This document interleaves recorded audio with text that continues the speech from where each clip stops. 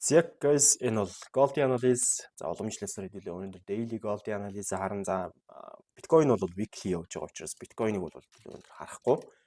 Weekly ерөнхийдөө нэгээс 2 удаа л хүргэн тэг биткойны хувьд бол яг одоогийн байдлаар бол би өчтөр ярьжсэн зүйл бол биелсэн байгаа харагдсан. За өчтөр ярьжсэнчлэн би хэлжсэн биткойн дээр бол ерөнхийдөө өмнө ёроолын энэ дэмжлэг хүртэл явнаа. Хамгийн ихний ээлжинд гэж ярьжсэн.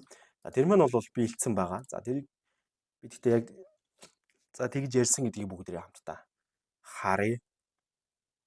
Яг үнэхээр билж үгүй гэдгийг бас хамтдаа харъя. Нэгдүгürt, хоёрдугаарт бол Gold-ийн хувьд хэдүүлээ бас өнөөдөр мэдээж анализа харна. Окей. За жоох аниттай байгаа болохоор өршөөл үзээрэй.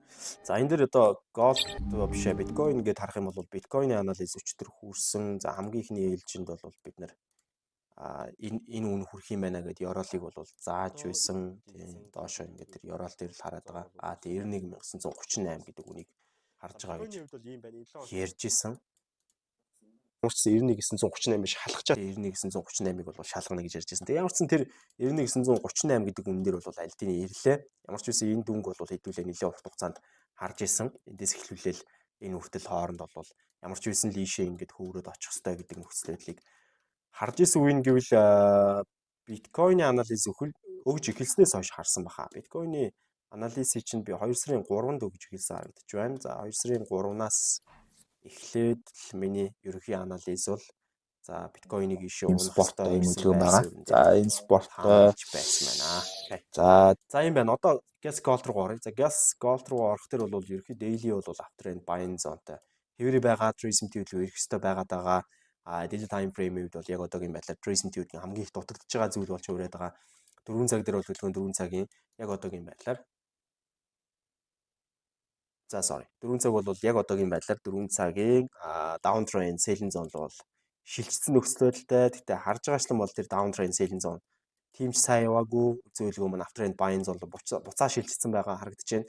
За uptrend buying zone руу шилжсэн энэ нөхцөл байдал дээрээс буцаа downtrend selling zone руу шилжиж орж ирч чадах уугүй юу?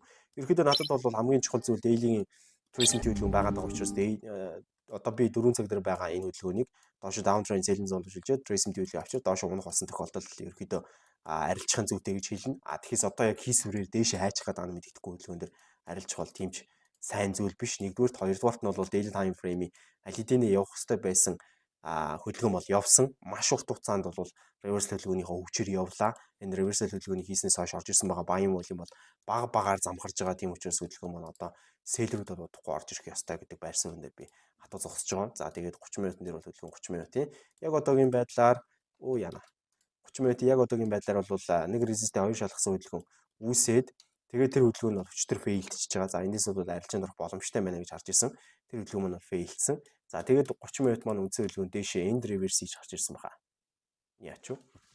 Зүгээр end reverse хийж гарч ирсэн. 30 минутын reverse хөдөлгөөн яваад үндсэн хөдөлгөөн маань ерөөдөө дээшээ end reverse-лэгдээ гараад ирсэн байгаа.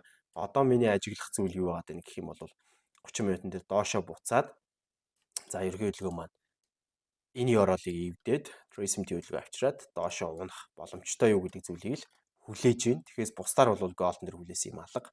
Дээшээ байтах нь бол одоогоор хараахан эсэлтэй байна. Тийм болохоор доошоо гэж харж байгаа. Тэгээд 4 цагийн үед бол доошоо маань хамгийн ихэнд энэ дээр ирэх ёстой. За минутан дээр хэрвээ тэгээд доошоо reverse-ийг орж ирээд үндсэн хөдөлгөөн маань 4 цагийг давхар reverse-лээд орж ирэх юм бол хамгийн ихэнд 2873 гэдэг үнэлгээ болгох ёстой. За юм байна. Энэ бол Gold. Тэгээд биткойн бол мэдээж анализ бэлдсэн. Gold-ыг одоо цаашаа юу болохыг бүгдээрээ харцгаая. Баярлалаа. Баяртай.